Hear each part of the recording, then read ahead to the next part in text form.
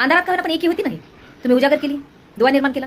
100 वेळा सांगितलं 4% आरक्षणापेक्षा घरोघरी जाऊन गावोगावी जाऊन समाजाला अंधश्रद्धेतून बाहेर 4-5 दलालांनी मिळून फक्त एवढ्या समाजाचंच वाटोळ केलं.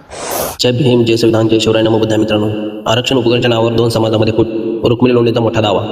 मातंग समाजाची 4% आरक्षणाची गरज नसून अंधश्रद्धेतून बाहेर पडण्याची गरज आहे, असे रुक्मिणी लोंढे ठामपणे सांगतात.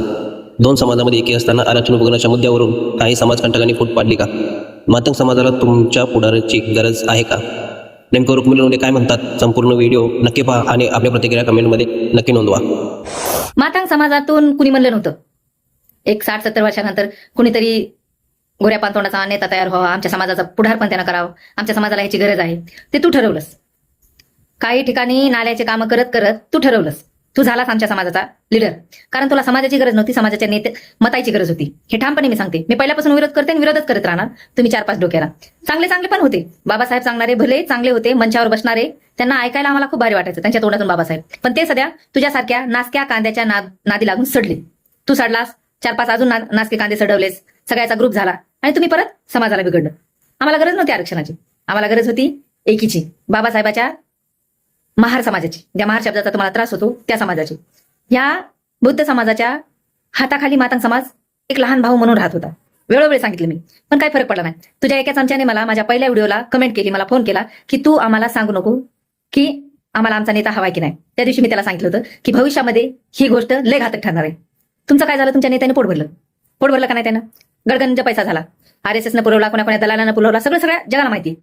त्यांचं त्यांनी मागून घेतलं, पण नुकसान झालं मातंग समाजाचे बांधवांचं, समाजाचं. कष्ट करून खाणारे होते रे. कुणी बाबासाहेबाचं गुण गाऊन पोट भरत होतं. अंधारात का होईना पण एकी होती नाही. तुम्ही उजागर केली, दुवा निर्माण केला. 100 वेळा सांगितलं 4% आरक्षणापेक्षा घरोघरी जाऊन गावोगावी जाऊन समाजाला अंधश्रद्धेतून बाहेर काढा. अंधश्रद्धेत आपला समाज नंबर 1ला आहे. मी ज्या लोकात राहते ते लोक मला पुरेपूर माहिती. हे सांगत होते मी. अंधश्रद्धेनं आपला समाज गाठून गेलेला आहे. महाराष्ट्रामध्ये सगळ्यात जास्त भीम विचाराचा बीड जिल्हा मानायचा. मातंग समाज भीम विचाराचा मानला जायचा.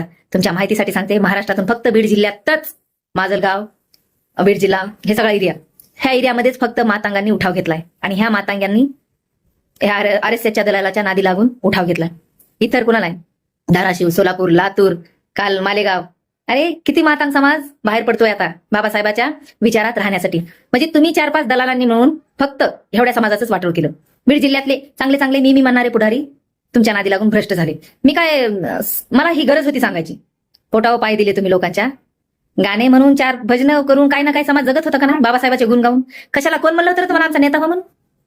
तुला अजूनही सांगते, गप गुमानं माघार घे. तुला तर आरक्षण भेटतच नाही. काळ्या दगडावरली दे काही माघार घे, कुठंतरी जा. तुला हिंदू